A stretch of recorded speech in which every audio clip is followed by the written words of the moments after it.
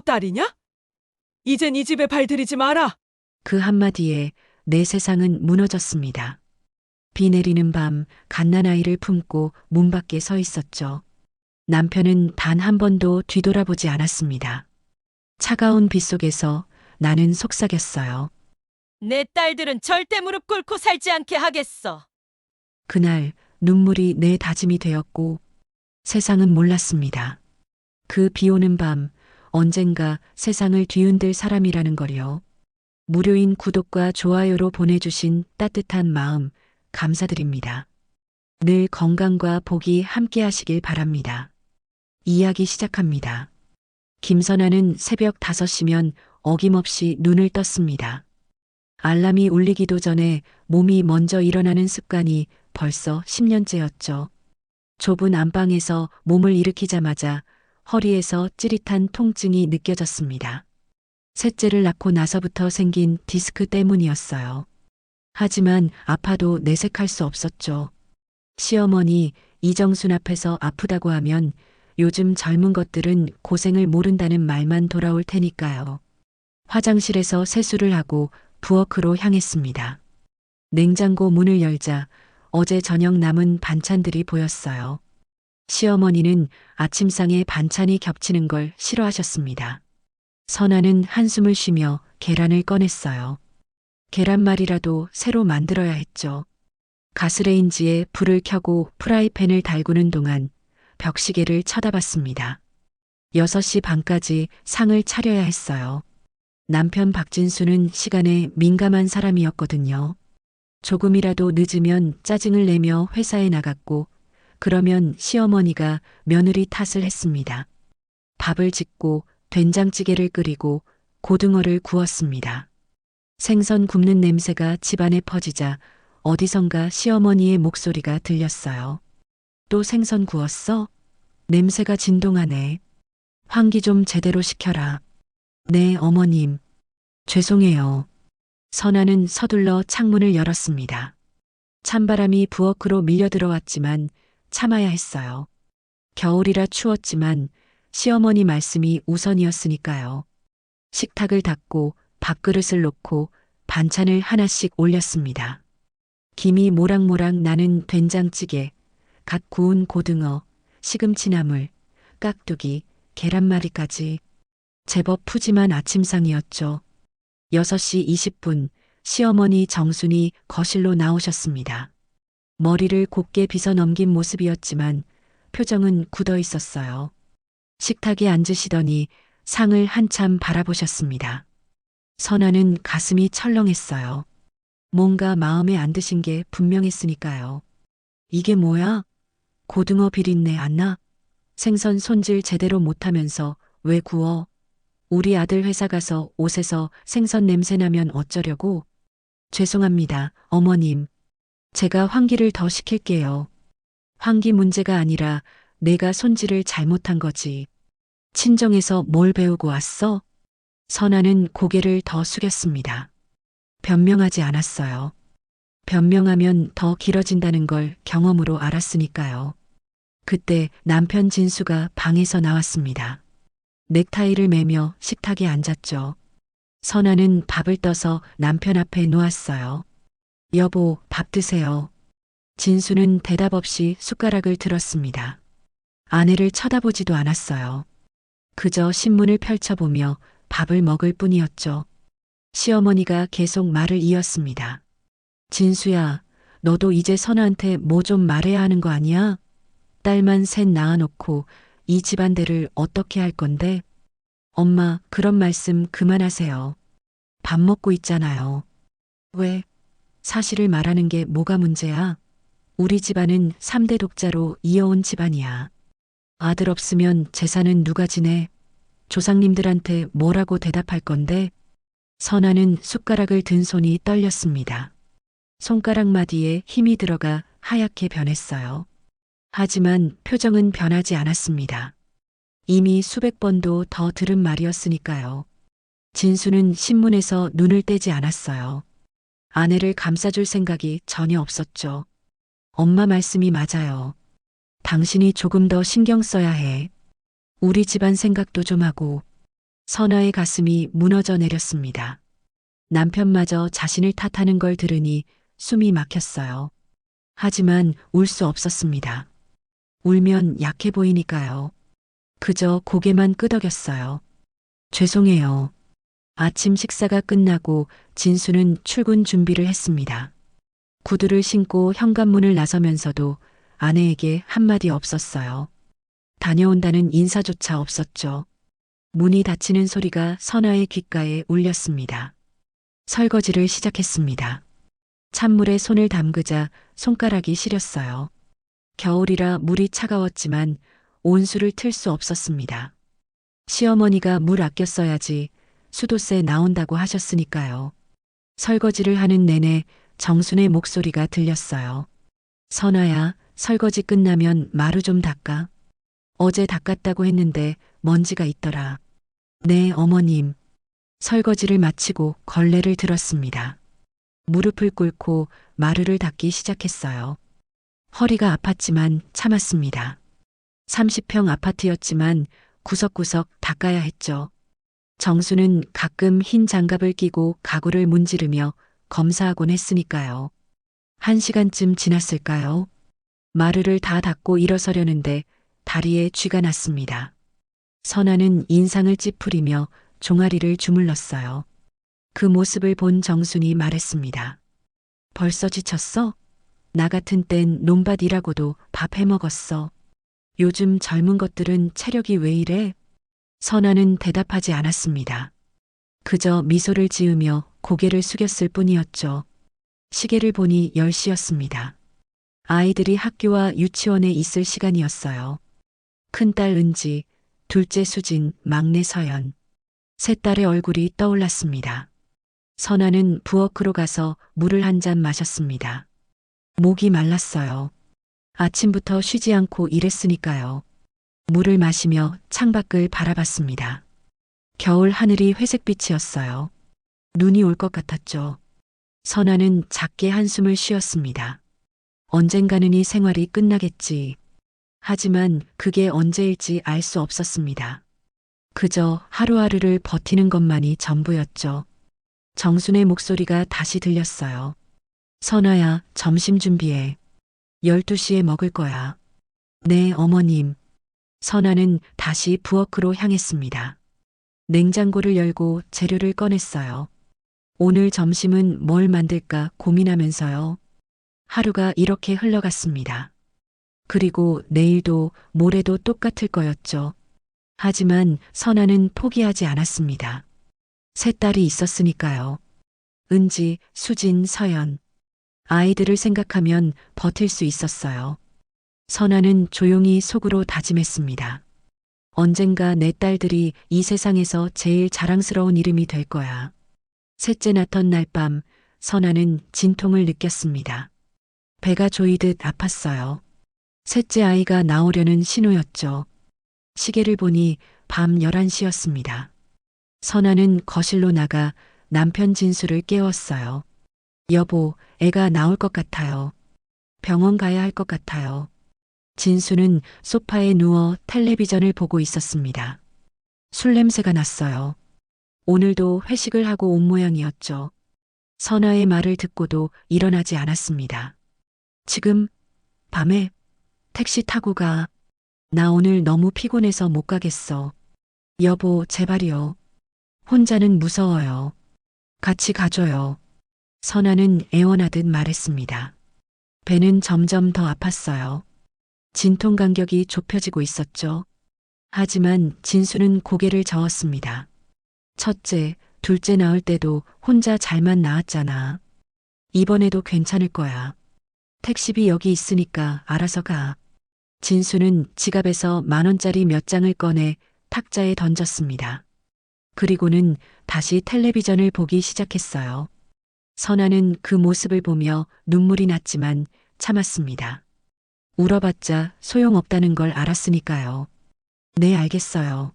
선아는 떨리는 손으로 돈을 주워 담았습니다. 그리고 조심스럽게 아이들 방문을 열었어요. 은지와 수진이 자고 있었죠. 선아는 은지의 어깨를 살짝 흔들었습니다. 은지야, 엄마 병원 갔다 올게. 동생 좀 봐줘. 알았지? 10살짜리 은지가 눈을 비비며 고개를 끄덕였습니다. 아직 잠이 덜 깬 얼굴이었지만 엄마 말을 알아들은 것 같았어요. 선아는 딸의 머리를 쓰다듬고 방을 나왔습니다. 혼자서 현관문을 나섰습니다. 밤 공기가 차갑게 얼굴을 때렸어요. 12월 겨울밤이었죠. 선아는 배를 감싸며 천천히 계단을 내려갔습니다. 엘리베이터가 고장나서 사흘째 수리 중이었거든요. 4층에서 1층까지 내려가는 게 이렇게 힘든 줄 몰랐습니다. 아파트 정문에서 택시를 잡았습니다. 다행히 한 대가 지나가고 있었어요. 선아는 손을 흔들어 택시를 세웠죠. 아저씨, 성모병원으로 가주세요. 빨리요. 산모세요? 알겠습니다. 조심히 태워드릴게요. 기사님은 친절했습니다. 선아는 뒷좌석에 앉아 배를 감싸며 숨을 골랐어요. 진통이 점점 더 심해졌습니다. 병원까지는 15분 정도 걸렸어요. 그 시간이 마치 1시간처럼 길게 느껴졌죠.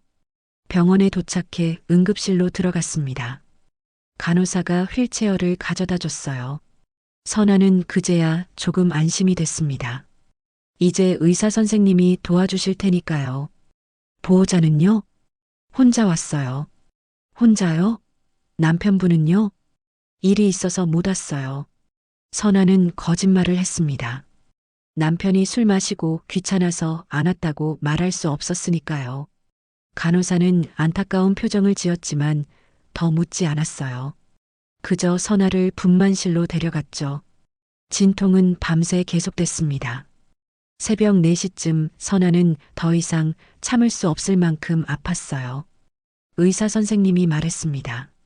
이제 힘주세요. 조금만 더 힘내시면 됩니다. 선아는 온 힘을 다해 힘을 줬습니다. 눈앞이 하얘지고 귀가 먹먹해졌어요. 그리고 마침내 아기 울음소리가 들렸습니다. 축하합니다. 예쁜 여자아이예요. 의사의 말에 선아는 기쁘기도 했지만 동시에 두렵기도 했습니다. 또 딸이라는 거였죠. 시어머니가 뭐라고 하실지 벌써 눈에 보였어요. 하지만 갓 태어난 아기를 보는 순간 그런 걱정은 잠시 사라졌습니다. 작고 연약한 생명이 선아의 품에 안겼으니까요. 서연아, 엄마가 지켜줄게. 선아는 아기에게 속삭였습니다. 눈물이 볼을 타고 흘러내렸어요. 기쁨의 눈물인지 슬픔의 눈물인지 알 수 없었죠. 다음 날 아침 병실로 시어머니 정순이 찾아왔습니다. 진수는 오지 않았어요. 정수는 신생아실 유리창 너머로 아기를 보더니 고개를 저었습니다. 또 딸이냐? 네, 어머님. 아이고, 이를 어쩌나. 딸만 셋이면 이 집안은 어떻게 되는 거야? 우리 집안 3대 독자로 이어온 집안인데 대가 끊기겠네. 정순의 목소리는 차갑기만 했습니다. 축하한다는 말 한마디 없었어요. 그저 실망스럽다는 표정뿐이었죠. 선아는 이불을 꼭 쥐었습니다. 손톱이 손바닥에 박힐 정도로요. 어머님, 죄송합니다. 뭐가 죄송해? 이미 엎질러진 물인데. 됐다, 나간다. 집에 설거지도 안 했을 테고. 정수는 그렇게 말하고 병실을 나갔습니다. 문이 닫히는 소리가 선아의 가슴을 찢었어요. 아기를 낳은 산모에게 할 말이 그게 전부였다니. 선아는 참았던 눈물을 쏟아냈습니다. 그날 저녁 남편 진수에게서 전화가 왔습니다. 선아야, 나 오늘 회사 일 때문에 못 갈 것 같아. 여보, 나 혼자 너무 힘들어요. 힘든 건 나도 마찬가지야. 회사에서 프로젝트 마감이 다가와서 정신없어. 이해해줘.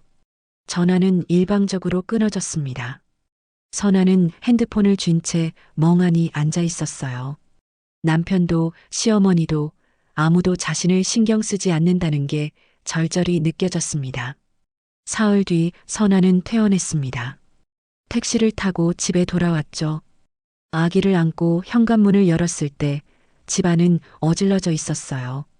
설거지가 쌓여 있었고 빨래가 산더미처럼 쌓여 있었습니다.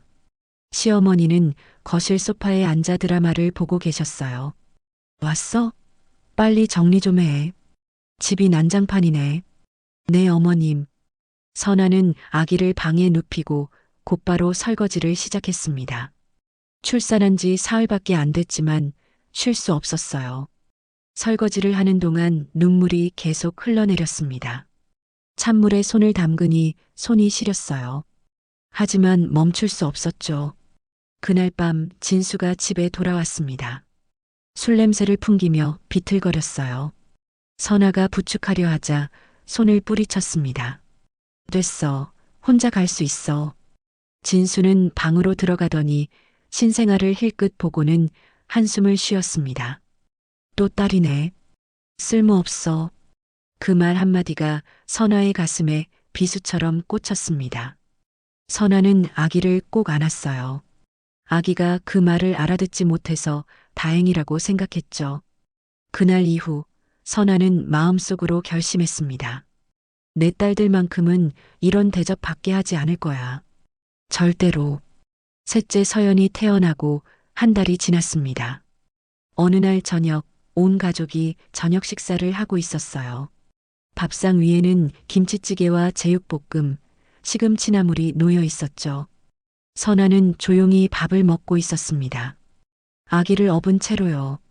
서연이 보채서 내려놓을 수가 없었거든요. 시어머니 정순이 갑자기 수저를 내려놓았습니다. 표정이 좋지 않았어요. 선아는 가슴이 철렁했죠. 무슨 일이 생길 것 같은 예감이 들었으니까요. 진수야, 엄마가 할 말이 있다. 네, 엄마. 뭔데요? 진수는 고개를 들었습니다. 정수는 잠시 침묵하더니 입을 열었어요. 며느리를 이 집에서 내보내야겠다. 식탁 위에 정적이 흘렀습니다. 선아는 숟가락을 든 손이 멈췄어요. 귀를 의심했죠. 방금 들은 말이 진짜인지 믿을 수 없었습니다. 엄마, 그게 무슨 말씀이세요? 선아가 떨리는 목소리로 물었습니다. 정수는 선아를 쳐다보지도 않았어요. 그저 아들만 바라보며 말했죠. 딸만 셋 낳은 여자가 이 집에 무슨 쓸모가 있어? 우리 집안대를 이어야 하는데 아들 하나 없잖아. 이건 하늘이 우리 집안을 버린 거야. 어머님, 그래도 그렇지 어떻게 그런 말씀을. 선아가 말을 이었지만 정수는 손을 저었습니다. 됐어. 말 섞지 마. 나는 이미 결정했어. 너 같은 며느리는 필요 없어. 당장 짐 싸서 이 집에서 나가. 선아는 눈앞이 캄캄해졌습니다. 설마 진짜 쫓아내려는 건 아니겠지 싶었지만 시어머니의 표정은 진지했어요. 선아는 남편을 바라봤습니다. 진수가 뭐라도 말해주길 바랐죠. 하지만 진수는 고개를 숙이고 있었어요. 여보, 뭐라고 좀 말해줘요. 나보고 어디 가라는 거예요? 선아야. 진수는 입을 열었지만 말을 잇지 못했습니다. 그저 난처한 표정으로 어머니와 아내 사이를 오갈 뿐이었죠. 정순이 다시 말했어요. 진수야, 넌 아들이잖아. 엄마 말 들어야지. 이 여자 때문에 우리 집안 망하는 거 보고만 있을 거야? 엄마 그래도는 무슨 그래도야. 내가 아들로서 할 일은 집안대를 잇는 거야. 딸만 셋 낳은 여자한테 미련 가질 필요 없어. 진수는 침묵했습니다. 아내를 보지 않았어요. 그 침묵이 대답이었죠. 선아는 온몸에 힘이 빠졌습니다. 남편마저 자신을 버리는구나 싶었어요. 여보 제발요. 우리 애들 생각해서라도. 애들은 큰애랑 둘째만 데리고 가. 셋째는 두고 가. 정순의 말에 선아는 깜짝 놀랐습니다. 셋째를 두고 가라니요. 갓난아기를 어떻게 두고 간단 말입니까? 어머님, 서연이는 아직 젖을 먹어야 해요. 제가 데리고 가야 합니다. 필요 없어. 분유 먹이면 돼. 어차피 딸이라 쓸모없지만 그래도 우리 핏줄이니까 우리가 키울게. 선아는 믿을 수 없었습니다. 어떻게 이런 말을 할 수 있는지요. 하지만 정순의 표정은 단호했어요. 진수는 여전히 고개를 숙이고 있었죠. 안 돼요. 서연이는 제가 낳은 아이예요. 데리고 갈 거예요. 선아가 강하게 말했습니다. 하지만 정수는 웃기만 했어요. 비웃는 듯한 웃음이었죠. 내가 뭘 할 수 있는데? 직장도 없는 주제에. 애 셋 데리고 어떻게 살 건데? 그래도 제가 낳은 제 아이들이에요. 제가 키울 거예요. 선아는 눈물을 참으며 말했습니다. 정수는 한숨을 쉬더니 아들을 쳐다봤어요. 진수야, 너도 이 여자 말 들었지? 고집불통이야. 그냥 내쫓아. 오늘 밤 안으로. 진수는 천천히 고개를 들었습니다. 그리고 아내를 바라봤어요. 선아는 남편의 눈을 똑바로 쳐다봤습니다. 제발 자신을 지켜달라고 애원하는 눈빛이었죠. 하지만 진수는 고개를 돌렸습니다. 선아야, 미안해. 엄마 말씀이 맞는 것 같아. 우리 이혼하자. 그 순간 선아의 세계가 무너졌습니다. 남편의 입에서 이혼이라는 단어가 나올 줄은 몰랐어요. 가슴이 찢어지는 것 같았죠. 여보, 진짜 그렇게 생각해요? 나보고 나가라는 거예요? 미안해. 나도 어쩔 수 없어. 진수는 그렇게 말하고 자리에서 일어났습니다. 그리고 자기 방으로 들어가 버렸어요. 선아는 멍하니 앉아 있었습니다. 믿을 수 없었죠. 10년을 함께 산 남편이 이렇게 쉽게 자신을 버릴 줄은요. 정순이 냉정하게 말했습니다. 자, 이제 알았지? 짐 싸. 오늘 밤 안으로 나가. 셋째는 두고 가고. 선아는 천천히 고개를 들었습니다. 눈에는 눈물이 고여 있었지만 표정은 단호했어요. 서연이는 제가 데리고 갑니다. 제 아이니까요. 뭐, 어머님께서 날 쫓아내시는 건 어쩔 수 없어요. 하지만 제 아이들은 절대 포기할 수 없습니다. 3명 다 데리고 갈 거예요. 선아는 일어서서 방으로 향했습니다. 두 딸 은지와 수진이 자고 있었어요. 선아는 아이들을 깨웠습니다. 은지야, 수진아, 일어나. 우리 나가야 해. 엄마, 어디가? 10살 은지가 졸린 눈으로 물었습니다.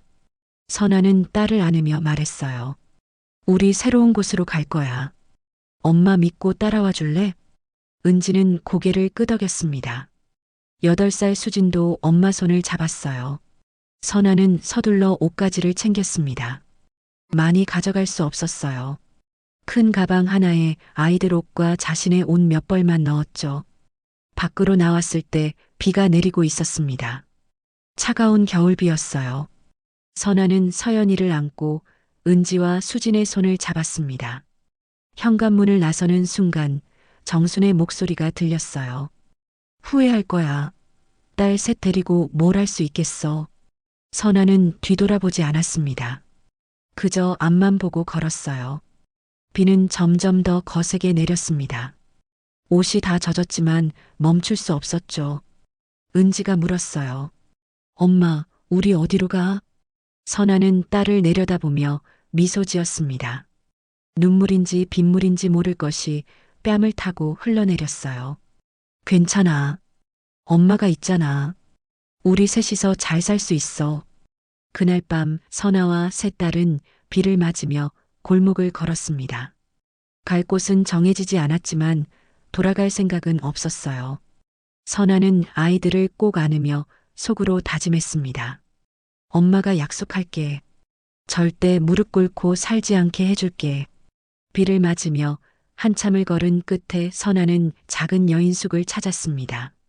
간판의 불빛이 희미하게 깜빡이고 있었어요. 낡고 오래된 건물이었지만 지금은 선택의 여지가 없었죠. 선아는 아이들을 데리고 안으로 들어갔습니다. 하룻밤에 4만 원입니다. 주인 아주머니가 말했습니다. 선아는 4만 원을 내고 열쇠를 받았습니다. 방은 좁았습니다. 이불 2채가 겨우 들어갈 정도였어요. 하지만 따뜻했죠. 선아는 젖은 아이들 옷을 벗기고 이불로 감싸줬습니다. 은지와 수지는 떨고 있었어요. 추위 때문인지 두려움 때문인지 알 수 없었죠. 엄마, 배고파? 수진이 작은 목소리로 말했습니다. 선아는 가슴이 아팠어요. 저녁을 제대로 먹지 못하고 나왔으니까요. 하지만 지금 나가서 밥을 사올 수도 없었습니다. 갓난아기 서연이를 두고 갈 수 없었거든요. 조금만 참아. 내일 아침에 맛있는 거 사줄게. 선아는 딸들을 안으며 말했습니다. 은지가 엄마를 올려다봤어요. 엄마, 우리 이제 어떻게 해? 아빠한테 안 가? 선아는 말문이 막혔습니다. 10살짜리 아이에게 뭐라고 설명해야 할지 몰랐어요. 이혼한다고? 아빠가 우리를 버렸다고? 그런 말을 어떻게 할 수 있겠습니까? 은지야, 우리 이제 새로 시작하는 거야. 엄마랑 은지, 수진이, 서연이. 우리 4명이서 행복하게 살 거야. 할머니는요? 할머니는 우리랑 떨어져 사시는 게 나을 것 같아. 할머니도 그게 편하실 거야. 은지는 더 이상 묻지 않았습니다. 아이도 뭔가 느낀 것 같았어요. 선아는 세 딸을 품에 안고 밤을 지새웠습니다. 잠이 오지 않았죠. 앞으로 어떻게 살아야 할지 막막하기만 했습니다. 다음 날 아침 선아는 일찍 일어났습니다. 아이들은 아직 자고 있었어요. 선아는 조용히 밖으로 나가 근처 편의점에서 김밥과 우유를 샀습니다. 돈을 아껴야 했기에 제일 저렴한 것으로 골랐죠. 방으로 돌아와 아이들을 깨웠습니다. 은지와 수지는 김밥을 맛있게 먹었어요. 선아는 먹지 않았습니다. 아이들 먹을 것을 더 남겨두고 싶었거든요. 엄마는 안 먹어? 엄마는 배 안 고파? 우리 딸들 많이 먹어. 선아는 미소 지으며 말했습니다. 하지만 속으로는 배가 고팠어요. 어젯밤부터 아무것도 먹지 못했으니까요. 아침을 먹고 나서 선아는 아이들과 함께 밖으로 나왔습니다. 방세를 계속 낼 수 없었기에 저렴한 월세방을 찾아야 했죠. 부동산을 몇 군데 돌아다녔습니다. 하지만 보증금 없이 들어갈 수 있는 곳은 거의 없었어요. 보증금 없이요? 그럼 월세를 많이 내셔야죠. 한 달에 100만 원 정도 생각하셔야 해요. 부동산 아저씨가 말했습니다. 선아는 고개를 저었어요. 100만 원은 너무 많았죠. 지금 가진 돈으로는 한 달도 버티기 힘들었습니다. 해가 기울 무렵 선아는 겨우 한 곳을 찾았습니다. 반지하 단칸방이었어요. 보증금 없이 월세 50만 원이었죠. 방은 어둡고 습했습니다. 창문은 땅 높이에 있어서 햇빛이 거의 들어오지 않았어요. 하지만 선택의 여지가 없었습니다. 여기로 할게요. 선아는 결정했습니다. 첫 달 월세를 내고 나니 손에 남은 돈은 10만 원도 채 안 됐어요. 선아는 아이들과 함께 짐을 풀었습니다. 가방 하나에 든 옷가지가 전부였죠. 엄마, 우리 여기서 살아? 수진이 방을 둘러보며 물었습니다. 선아는 고개를 끄덕였어요. 응, 여기가 우리 새 집이야. 좁지만 우리끼리 행복하게 살 수 있어. 하지만 선아는 알고 있었습니다. 이대로는 안 된다는 걸요. 일을 해서 돈을 벌어야 했죠. 다음 달 월세를 낼 돈도 아이들 밥 먹일 돈도 필요했으니까요. 이틀 뒤 선아는 일자리를 찾기 시작했습니다. 은지에게 동생들을 부탁하고 혼자 나갔어요.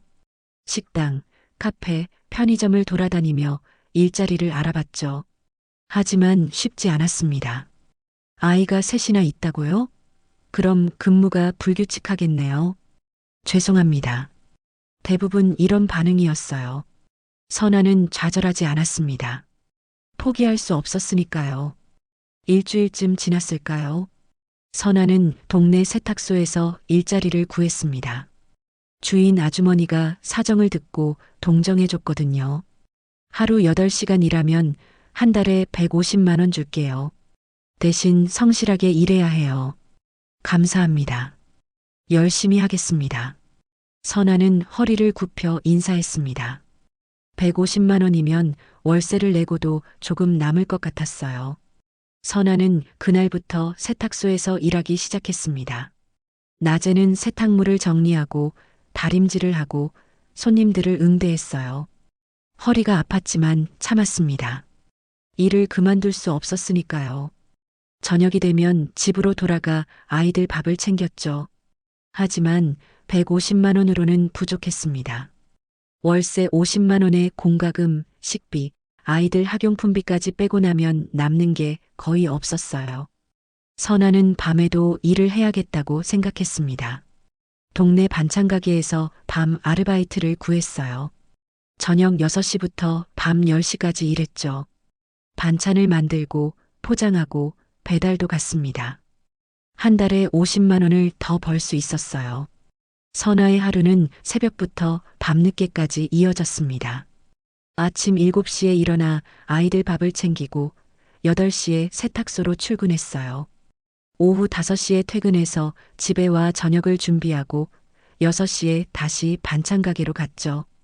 밤 10시에 집에 돌아오면 아이들은 이미 자고 있었습니다. 은지가 동생들을 돌봤어요. 10살밖에 안 된 아이가 두 동생들을 챙겼죠. 선아는 그게 미안했지만 어쩔 수 없었습니다. 어느 날 밤 선아는 피곤에 지쳐 방바닥에 주저앉았습니다. 눈물이 흘러내렸어요. 너무 힘들었거든요. 하지만 울고만 있을 수 없었죠. 그때 은지가 다가와 엄마를 안았습니다. 엄마 괜찮아. 우리가 있잖아. 선아는 딸을 꼭 안았습니다. 그리고 다짐했어요. 그래, 우리 셋이 힘내자. 이 세상이 뭐라 해도 우리는 가족이야. 세월이 흘렀습니다. 선아는 여전히 세탁소와 반찬 가게를 오가며 일했죠. 허리는 더 굽어졌고 손은 거칠어졌습니다. 하지만 선아는 포기하지 않았어요. 딸들을 위해 버텼으니까요. 은지는 이제 25살이 됐습니다. 법학전문대학원을 졸업하고 사법시험에 합격했어요. 판사가 된 거죠. 수지는 23살로 의과대학을 졸업하고 레지던트 과정을 밟고 있었습니다. 막내 서연은 20살로 교육대학교에 다니고 있었어요. 셋 딸 모두 선아의 자랑이었습니다. 그런데 어느 날 선아에게 예상치 못한 소식이 들려왔습니다. 옛 시댁에서 전화가 온 거예요. 15년 만에 처음이었죠. 전화를 받은 건 은지였습니다. 여보세요? 거기 박은지 맞나요? 낯선 남자 목소리였어요. 은지는 조심스럽게 대답했습니다. 네, 맞는데요. 누구세요? 나 아버지야. 박진수. 은지는 순간 말문이 막혔습니다. 15년 동안 연락 한 번 없던 아버지였어요. 은지의 목소리가 차갑게 변했죠. 무슨 일이세요? 은지야, 아버지가 부탁할 게 있어서. 할머니가 많이 편찮으셔. 병원에 입원하셨는데 병원비가 없어서. 진수의 목소리는 떨리고 있었습니다. 은지는 냉정하게 물었어요. 그래서 저한테 돈 달라는 말씀이신가요? 미안하다. 정말 급한 상황이야. 할머니가 쓰러지셨는데 수술비가 1,000만 원이 필요해.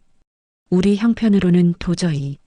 아버지, 저희가 쫓겨날 때는 신경도 안 쓰시더니 이제 와서 그런 말씀하시는 거예요? 은지의 목소리에는 분노가 묻어났습니다. 하지만 진수는 계속 애원했어요. 알아, 내가 잘못했어. 하지만 제발 할머니만큼은 내 할머니잖아. 은지는 전화를 끊어버렸습니다. 손이 떨렸어요. 15년 전 그날이 떠올랐죠. 비를 맞으며 집에서 쫓겨나던 날. 엄마가 울던 모습. 은지는 그날을 잊을 수 없었습니다. 선아가 퇴근해서 돌아왔습니다. 은지는 엄마에게 말하지 않으려 했지만 결국 털어놓았어요. 엄마, 아빠한테 전화 왔어. 선아는 현관에서 신발을 벗다 멈췄습니다. 15년 만에 듣는 이름이었죠. 무슨 일로? 할머니가 병원에 입원하셨대. 수술비가 필요하다고. 선아는 아무 말 없이 부엌으로 갔습니다. 저녁 준비를 시작했어요. 하지만 손이 떨리고 있었죠. 은지가 따라와서 말했습니다. 엄마, 우리가 도와줘야 해? 모르겠다. 생각해봐야겠구나. 선아는 고개를 숙였습니다. 마음이 복잡했어요. 15년 전 자신을 그렇게 대했던 시어머니. 하지만 한편으로는 미운 정, 고운 정이 다 들었던 사람이기도 했죠. 며칠 뒤 선아는 결정을 내렸습니다. 병원에 가보기로 한 거예요. 둘째 수진에게 말했죠. 수진아, 너 어느 병원에서 레지던트 하고 있지? 성모병원 엄마. 왜? 할머니가 거기 입원하셨다는구나. 수진은 놀란 표정을 지었습니다. 할머니, 15년 만에 듣는 말이었어요. 엄마가 가보려고? 그래야 할 것 같구나. 같이 가줄래? 수진은 고개를 끄덕였습니다. 다음 날 선아와 수진은 성모병원으로 갔어요. 6층 입원실이었죠. 방문을 열자 침대에 누워있는 정순이 보였습니다. 15년 전보다 훨씬 늙어 보였어요. 머리는 하얗게 새었고 얼굴은 주름투성이었죠. 정순 옆에는 진수가 앉아 있었습니다. 선아를 보자 진수는 놀란 표정으로 일어났어요. 선아야. 선아는 대답하지 않았습니다. 그저 침대 옆으로 다가갔죠. 정수는 눈을 감고 있었어요. 의식이 없는 것 같았습니다. 수진이 차트를 확인했습니다. 의사 가운을 입은 수진의 모습을 보고 진수는 깜짝 놀랐어요. 수진아, 내가 의사가 됐구나. 수진은 아버지를 쳐다보지도 않았습니다. 그저 차트만 보며 말했죠. 급성 심근경색이네요. 수술이 필요합니다. 수술비가 1,000만 원이라던데. 진수의 목소리는 떨렸습니다. 선아가 조용히 말했어요. 수술비는 내가 낼게요. 뭐? 진수는 믿을 수 없다는 표정을 지었습니다. 선아가 왜 도와주려는 건지 이해할 수 없었죠. 하지만 엄마가 너한테 그렇게 했는데. 알아요.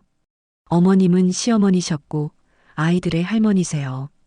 그걸로 충분합니다. 선아는 수진을 바라봤습니다. 수진이 고개를 끄덕였어요.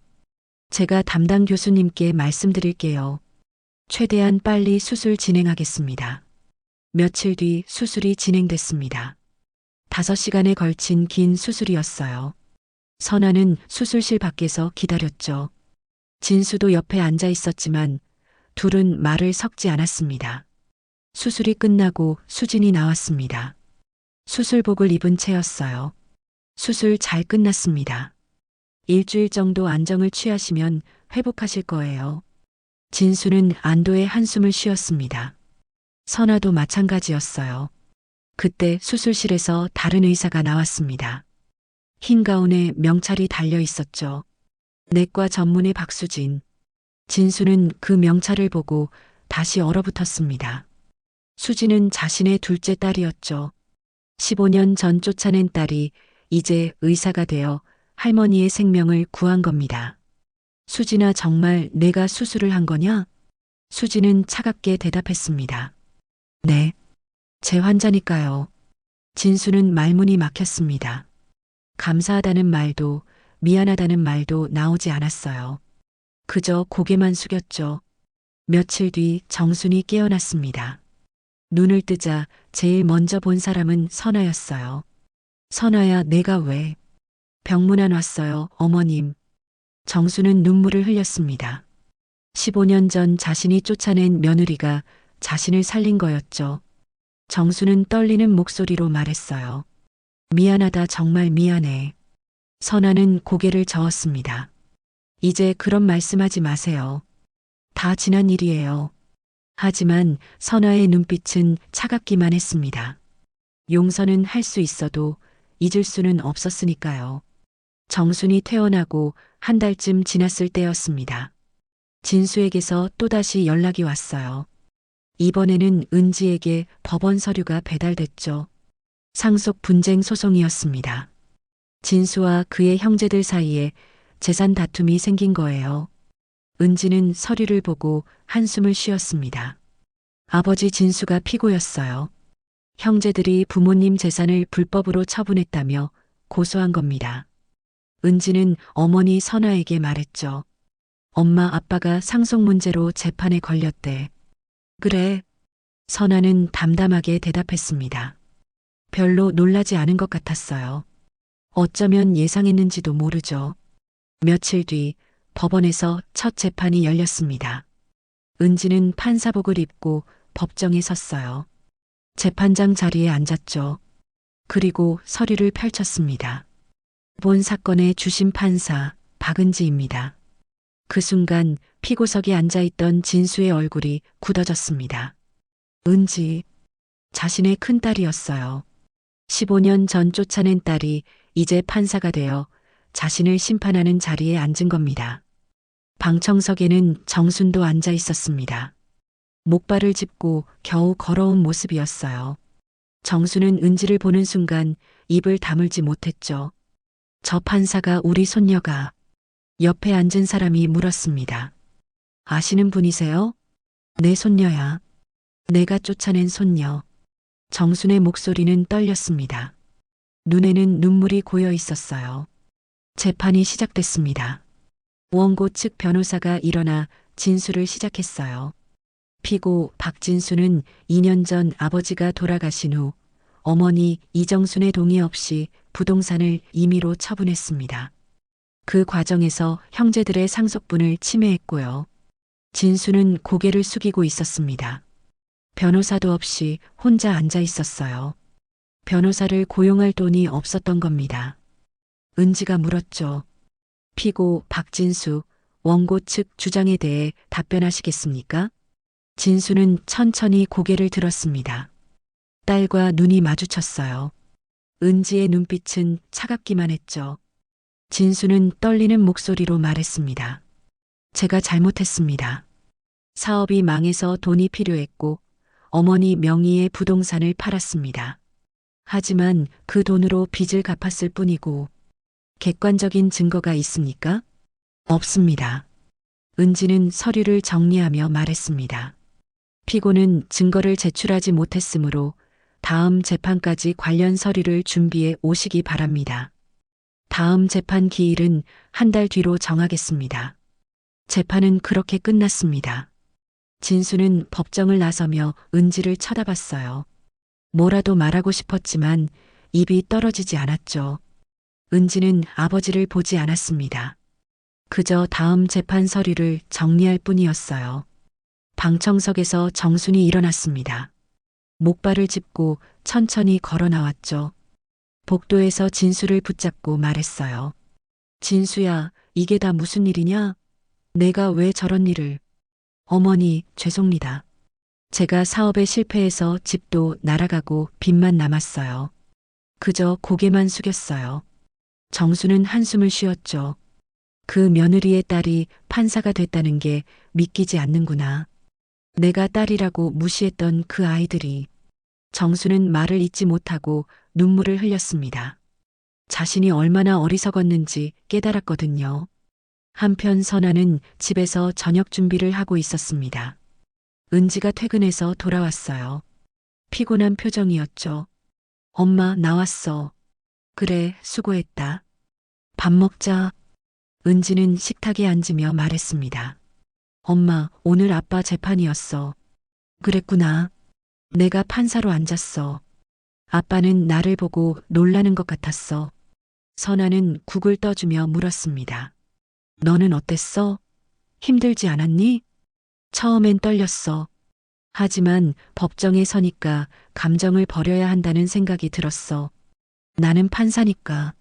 선아는 딸을 쓰다듬었습니다. 잘했어, 은지야. 엄마는 내가 자랑스러워. 엄마, 아빠가 많이 힘들어 보였어. 사업도 망했다고 하고. 그래도 내가 흔들리면 안 돼. 법은 공정해야 하는 거니까. 은지는 고개를 끄덕였습니다. 하지만 마음 한편으로는 아버지가 불쌍하기도 했어요. 15년 만에 본 아버지는 너무나 초라해 보였으니까요. 다음 날 정순이 선아를 찾아왔습니다. 목발을 짚고 반지하 집까지 내려온 거예요. 선아는 놀라서 문을 열었죠. 어머님, 어떻게 여기까지? 선아야, 내가 할 말이 있어서 왔다. 정수는 좁은 방 안으로 들어왔습니다. 15년 전 자신이 쫓아낸 며느리가 이런 곳에서 살고 있었다는 게 믿기지 않았어요. 정수는 눈물을 흘리며 말했죠. 미안하다, 선아야. 내가 많이 잘못했어. 너한테 그렇게 할 게 아니었어. 선아는 차를 끓이며 조용히 말했습니다. 이제 와서 그런 말씀하셔도 소용없어요. 다 지난 일이에요. 알아. 하지만 내가 너무 후회돼서 딸만 셋 낳았다고 너를 쫓아낸 게 내 인생 최대의 실수였어. 어머님, 그만하세요. 저는 이제 괜찮아요. 선아의 목소리는 담담했습니다. 용서는 할 수 없었지만 미워하는 것도 지쳤어요. 정수는 손수건으로 눈물을 닦으며 말했죠. 손녀들이 다 훌륭하게 컸더라. 판사, 의사, 그리고 막내는 선생님이 된다며? 네, 서연이는 교육대학교 다니고 있어요. 하늘이 벌을 주는구나. 내가 내 손으로 저 아이들을 버렸어. 아들만 좋다고 했던 내가 얼마나 어리석었는지. 정수는 한참을 울었습니다. 선아는 그 모습을 지켜보기만 했어요.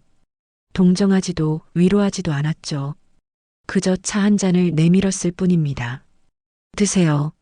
정수는 차를 받아들었습니다.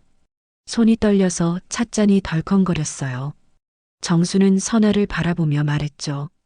선아야, 나 이제 얼마 못 살 것 같아. 심장도 안 좋고 몸도 여기저기 아파. 죽기 전에 너한테 용서받고 싶다. 선아는 잠시 침묵했습니다. 그리고 조용히 말했어요. 용서할 순 없어요. 하지만 미워하는 일에 내 인생을 다 쓸 순 없네요. 그 말이 정순의 가슴을 찔렀습니다. 용서받지 못했지만 동시에 미워하지도 않는다는 말. 그게 1000번의 사과보다 아팠어요. 한 달 뒤 두 번째 재판이 열렸습니다. 은지는 다시 재판장 자리에 앉았어요. 피고 박진수는 여전히 혼자였습니다. 낡은 양복에 해진 구두, 한때 잘 나가던 사업가의 모습은 온데간데 없었죠. 재판이 시작되기 전 복도에서 진수와 정순이 서 있었습니다. 진수야, 증거는 제대로 준비했니? 영수증 몇 장뿐이에요. 부족할 것 같아요. 진수의 목소리는 떨렸습니다. 그때 은지가 복도를 지나갔어요. 판사복을 입은 모습이 당당했죠.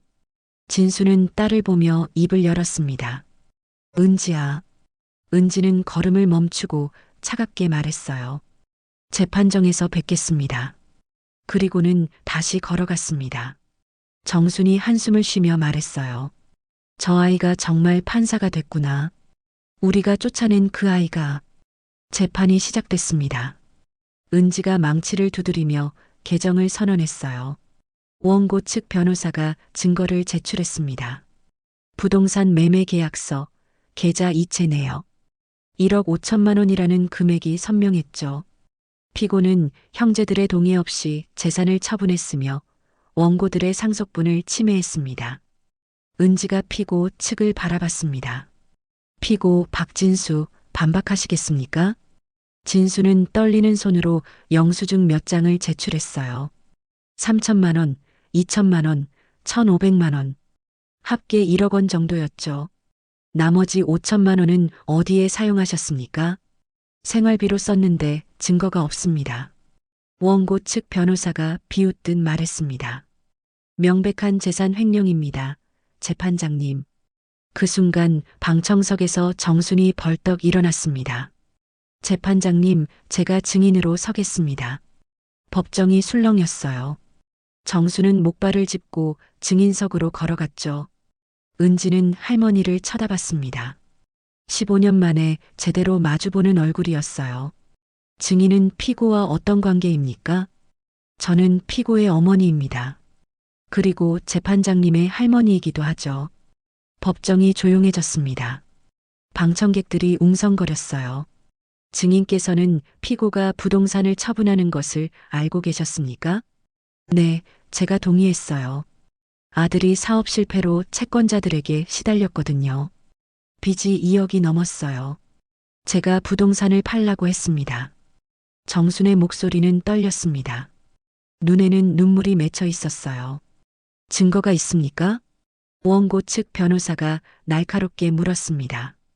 정순은 고개를 숙였어요. 없습니다. 말로만 했으니까요. 증인, 자리로 돌아가십시오. 정수는 증인석에서 내려오며 은지를 바라봤어요. 눈물이 뺨을 타고 흘렀죠.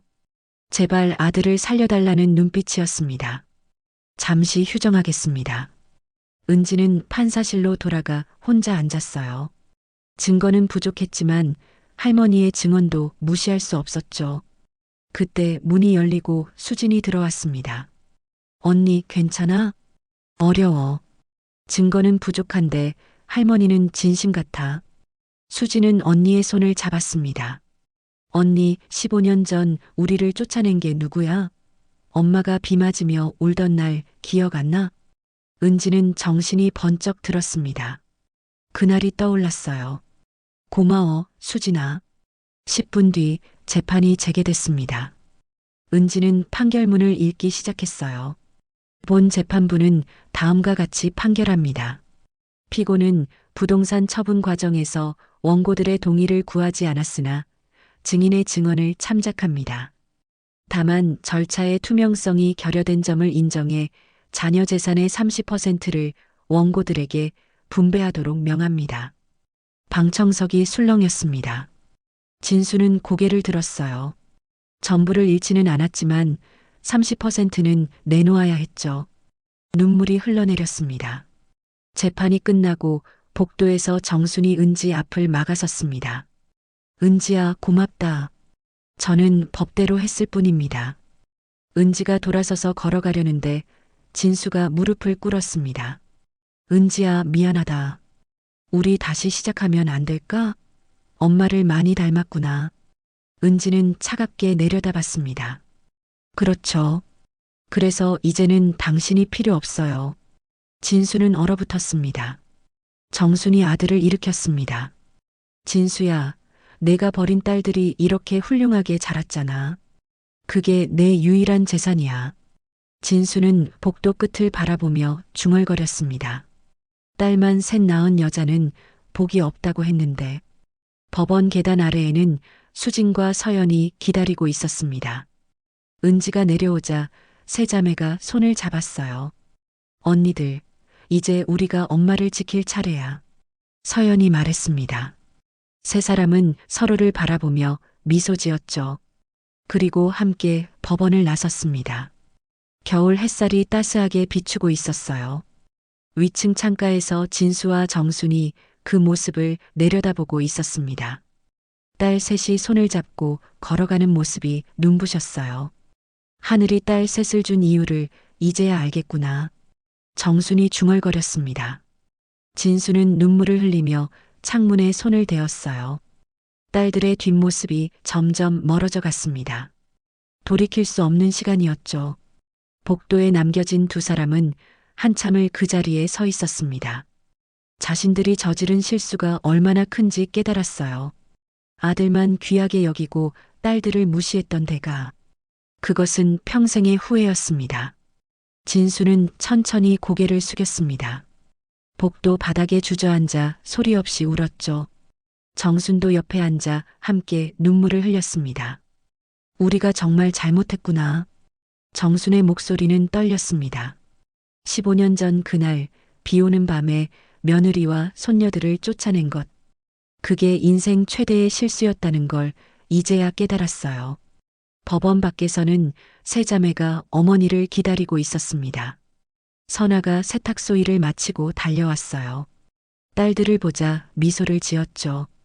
우리 딸들 수고했어. 엄마. 세 딸이 엄마를 안았습니다. 선아는 딸들의 어깨를 토닥였어요. 눈에는 눈물이 고였지만 행복한 눈물이었죠. 이제야 진짜 가족이 된 것 같네. 선아가 조용히 말했습니다. 네 사람은 손을 잡고 집으로 향했어요. 반지하 단칸방이지만 그곳이 이들의 진짜 집이었습니다. 몇 달이 흘렀습니다. 봄이 왔어요.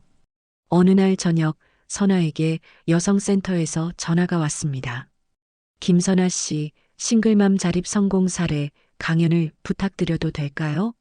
선아 씨의 이야기를 듣고 싶다는 분들이 많습니다. 선아는 깜짝 놀랐습니다. 저는 그냥 아이들 키운 것뿐인데요. 아니에요. 새 아이를 판사, 의사, 교사로 키워낸 사례가 드뭅니다. 많은 분들에게 희망이 될 거예요. 선아는 잠시 망설이다가 수락했습니다. 자신의 이야기가 누군가에게 도움이 된다면 해볼 만한 가치가 있다고 생각했죠. 며칠 뒤 딸들이 모두 모였습니다. 은지가 엄마의 손을 잡았어요. 엄마, 우리가 백화점 가서 옷 사드릴게.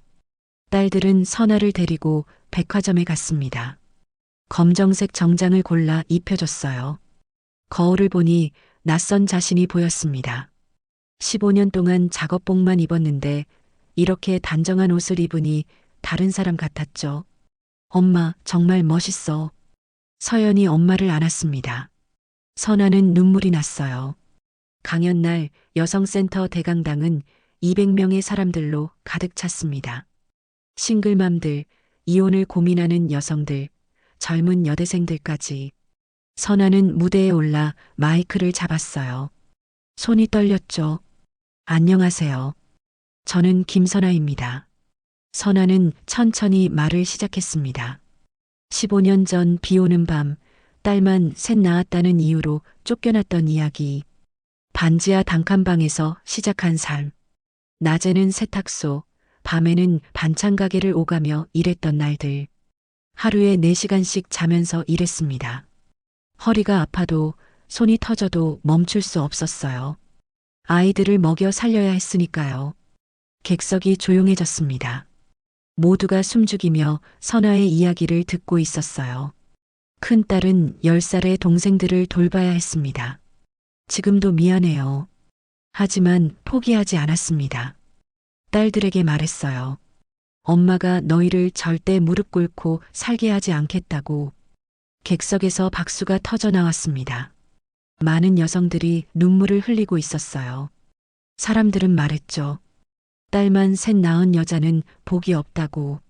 하지만 제 딸들이 제 인생 최고의 복입니다. 큰딸은 판사, 둘째는 의사, 막내는 곧 선생님이 될 거예요. 청중석이 다시 박수로 가득 찼습니다.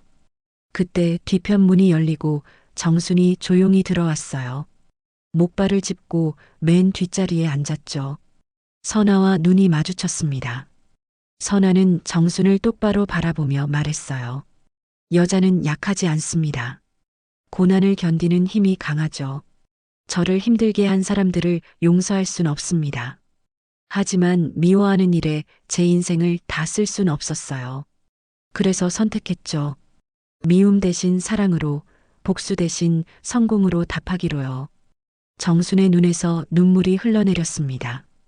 주변 사람들이 정순을 쳐다봤지만 정순은 고개를 숙인 채 울기만 했어요.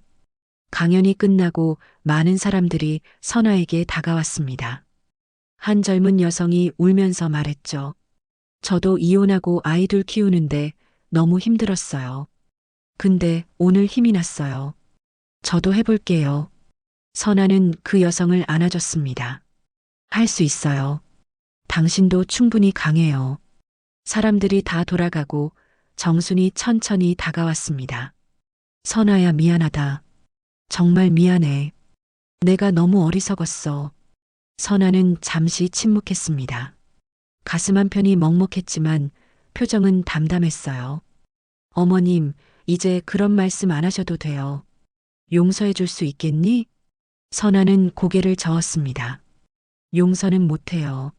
하지만 이제는 원망하지 않아요. 그걸로 충분하다고 생각해요. 정수는 선아의 손을 잡으려 했지만 선아는 살짝 물러섰어요. 정수는 그 의미를 알았죠.